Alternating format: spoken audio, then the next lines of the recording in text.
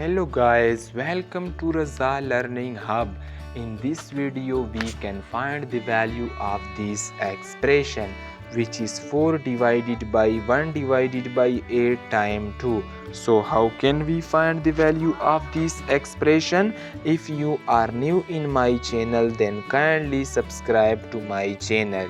So firstly we can know about KCF rule, where K stands for keep, C stands for change, and F stands for flip.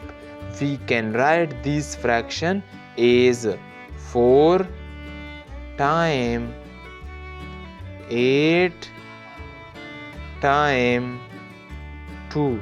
Okay guys, now 4 times 8 which is equal to 32 multiply by 2.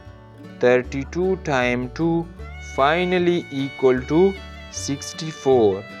Guys, this is the final answer of this expression. If anywhere you can face an issue, then comment. I will reply your question. Thanks a lot.